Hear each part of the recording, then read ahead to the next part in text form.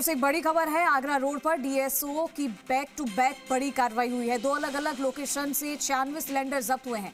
LPG संकट के बीच gas माफियाओं पर कड़ा प्रहार देखने को मिल रहा है। पहली रेड में करीब 74 सिलेंडर, 3 मोटर जब्त, मौके से रिफिलिंग का पूरा सेटअप भी पकड़ा गया है। दूसरी लोकेशन से 2200 सिलेंडर बरामद हुए हैं। पूरे ऑपरेशन से गैस माफिया में हड़कंप मचा हुआ है। जिला रसद अधिकारी प्रियव्रत सिंह चारण ने ये कार्रवाई की है। लगातार इस तरीके की कार्रवाई की जा रही है। दीपक गोयल हमारे साथ जुड़ चुके हैं, सीधा रुक करेंगे तमाम जानकारी के लिए। दीपक, बैक टू बैक डीएसओ की बड़ी कार्रवाई हो रही है। जहां जहां पर, क्योंकि एलपीजी संकट है, इस बीच जो गैस माफिया हैं वो सक्रिय हैं, उनको पकड़ने के लिए और ये बड़ी संख्या में यहां पर गैस सिलेंडर भी जब्त की है। कैसे इस कार्रवाई को अंजाम दिया और कितने और कार्रवाई बाकी है?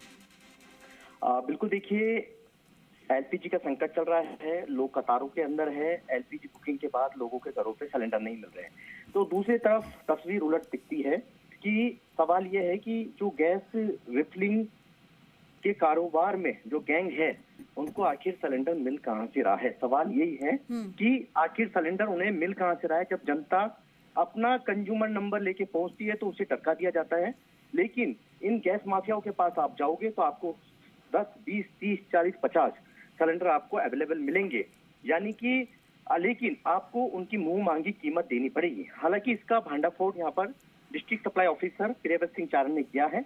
आगरा रोड पे 2 बैक टू बैक कार्रवाई की है। एक जगह 74 सिलेंडर, 3 मोटर और रिफिलिंग करने का जो पूरा सेटअप है वो यहाँ पर जब्त किया है। पुलिस में प्राथमिकी दी गई है। दूसरी कार्रवाई भी एक बर्तन भंडार पे की गई है, जहाँ पर 24 सिलेंडर है जो घरेलू से कॉमर्शियल सिलेंडर में रिफिलिंग करते हुए पकड़े हैं। इस तरीके से ये पूरी कार्रवाई को अंजाम दिया गया है।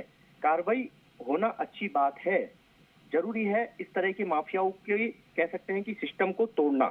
लेकिन सवाल ये है कि एक सिलेंडर किसी उपभोक्ता से ला सकते हो, 2 ला सकते हो, आप 3 ला सकते हो, लेकिन 70 सिलेंडर कहाँ से आ रहे हैं? सवाल यह है। उस चैन को पकड़ना होगा, तब ही ये पूरा जो सिस्टम है, यानी कि जो इनकी जो कह सकते हैं गैंग है, उसे खत्म किया जा सकेगा। क्योंकि ऐसा नहीं है कि एक कंज्यूमर से आपने ले लिया, माना कि उसके सिलेंडर काम नहीं आता है, आपने ले लिया, 2 ले सकते हैं, 5, 10 तक ले सकते हैं, लेकिन 70 सिलेंडर आखिर आ कहां से रहे हैं?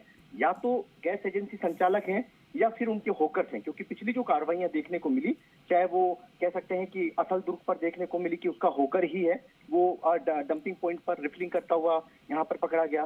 दूसरा उर्मिल गैस है, उस पर भी इस तरह की उर्मिल गैस की जो गाड़ी है वो भी बरामद की गई। तो यानी कि ये पूरी चैन है जो कि इस सिस्टम जो गैंग है उससे मिली हुई है। क्योंकि जो होकर्स होते हैं उन्हें ये मालूम होता है कि किस घर के अंदर कितना सिलेंडर यूज आता है और उसे कब जरूरत पड़ेगी। तो भले ही डीएसी और ओटीपी नंबर 100% कंपनियां कहती है कि डीएसी और ओटीपी नंबर से सिलेंडर दिया जाएगा, लेकिन डीएसी ओटीपी नंबर होने के बावजूद फिर सिलेंडर लिखे, यानी कि सिलेंडर की जो कह सकते हैं कालाबाजारी है, या कह सकते हैं उससे गैस रिफिलिंग का कारोबार है, वो जोरों पर चल रहा है। क्योंकि घरेलू सिलेंडर जो आता है, क्योंकि कॉमर्शियल की देखिए डिमांड है, घरेलू फिर भी आपूर्ति हो रहा है, लेकिन कॉमर्शियल सिलेंडर है, चाहे वो छोटे ढाबे वाला हो, चाहे होटल वाला हो, चाहे रेस्टोरेंट हो, या इंडस्ट्रीज हो, उनको कॉमर्शियल सिलेंडर की इस समय बेहद आवश्यकता है।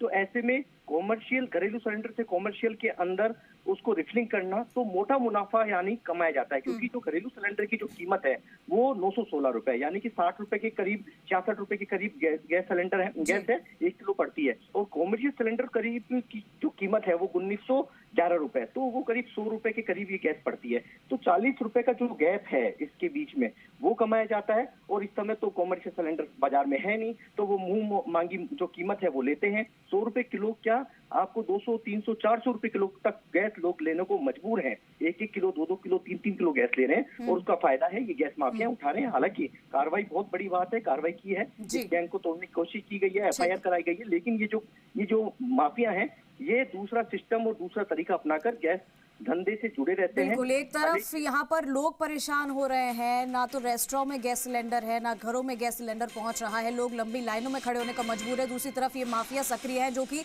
इस चीज का गलत फायदा उठा रहे हैं, और ऐसे में ये कार्रवाई लगातार हो रही है। दीपक, बहुत शुक्रिया तमाम जानकारी।